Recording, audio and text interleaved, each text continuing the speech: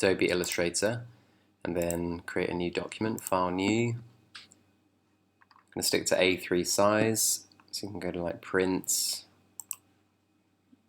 Anything that's A3 is fine. Don't need to set the resolution because it's vector based. And the first thing that you're going to notice in Illustrator is you have this brown grey space that you can work on an artboard. We're going to be inspired by Marta Gowen, Polish graphic designer, and her posters. These are actually been created using screen printing, but we're going to do them digitally. So I'm going to show you how to create this cutout stamp-like type first. So when you're in Illustrator, go on the Type tool T, choose up. The difference here as well is you've got a fill and a stroke. So if I have the fill and the stroke to blank, a red line through it is blank. When I type,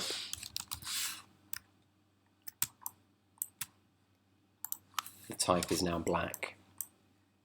This is on this layer. The layers bar is not here. You can go to Window Layers, and if you go into outline mode, Command Y, nothing changes. As you can see, it says outline, Command Y. So this is not editable. You can change the font by clicking on the character panel whilst in the Type tool and choosing your font. If you've got the most up-to-date one, you can download other fonts. You can also filter the fonts. I'm just going to look for sans serif fonts. I'm just going to pick this one, Arial Black. So that's changed it to Arial Black. If I switch to the stroke, as you can see, it's changed. If I make this stroke thinner,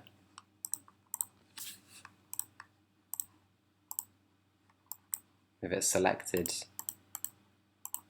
I do like a 0.5 stroke, or if I increase the size of the type, you can now see that this type has a black stroke.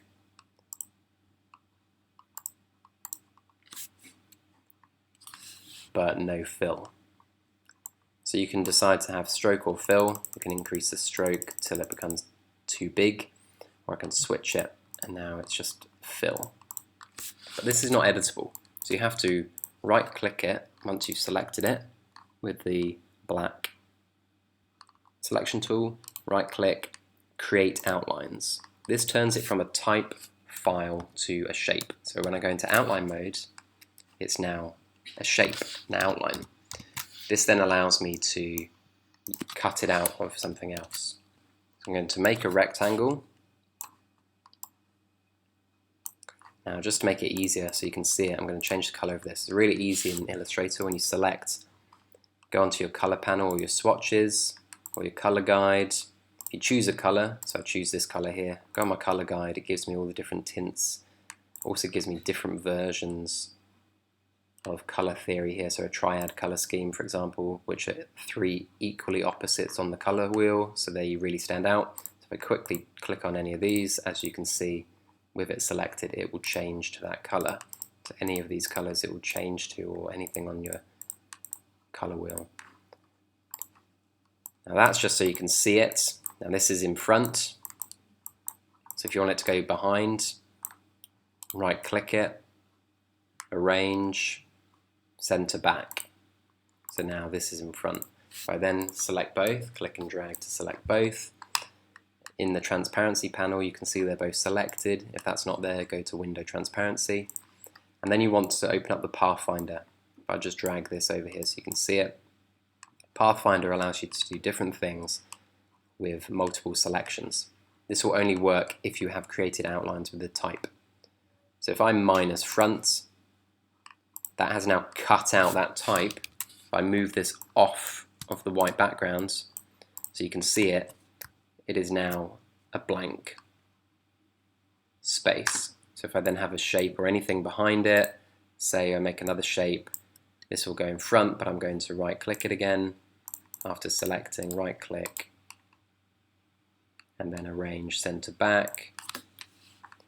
You can't see the type there because it's black, but if I change the color, Now you can see the type, because that shape is now behind it.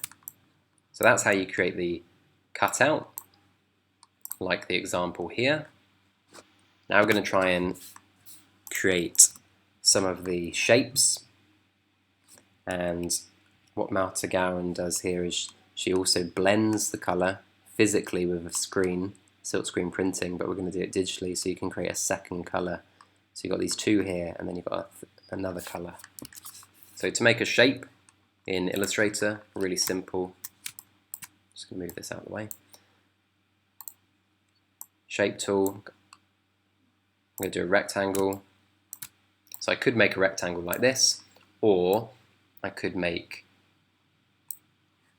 a stroke, but then increase the stroke thickness.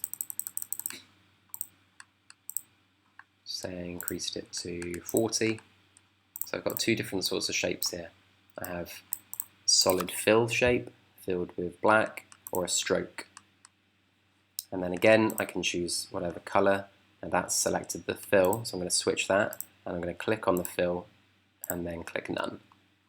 So that has that color. If I wanted the same color, I can select this, click I, which is the eyedropper tool, hover over the other color, and now it's selected that. With this color selected, if I go into my color guide, it will give me different options, or on my swatches, it will give me different options for other colors, tints, tones, and shades, or I could use an opposite color. So I'm going to duplicate this, holding Alt, click and drag, but I'm going to switch this color. So now I've got two colors, one goes on top of the other, it's solid, so I'm going to blend this. So if I select this fuchsia rectangle, under the transparency, I'm going to change how it blends. So if I go to multiply, blend mode, as you can see it's now blended the two colors to make a third color. So I could build up my design using all three elements. I can cut this, Command X, make a new layer. On the layers panel I can name that a type layer, this could be a shape layer, and on this one I can paste, and as you can see this is now on this red layer, it's got a red box, this is the blue layer. If I don't want to accidentally select something, so I accidentally select this, I can lock this layer. So now whenever I click and drag, it will only select layers that are unlocked, the type layer. So I can try this. It's currently on top. I could bring it behind, and as you can see it's gone behind that shape, because that shape is now on top. If I click and drag this above, it's now on the top. I can hold Shift and enlarge this to any size I want, and I can start to build up my design. Do the same with any shape for backgrounds. Just move these out of the way. So if you wanted to create a base color here, same thing. Choose a shape, choose a color, go back on the shape tool. Make sure your Smart Guides, View Smart Guides is on, because as you can see when you go up to the intersect, it comes up, it knows where you want to click. Click and drag, and now I've got a base shape which I can lock and work on top.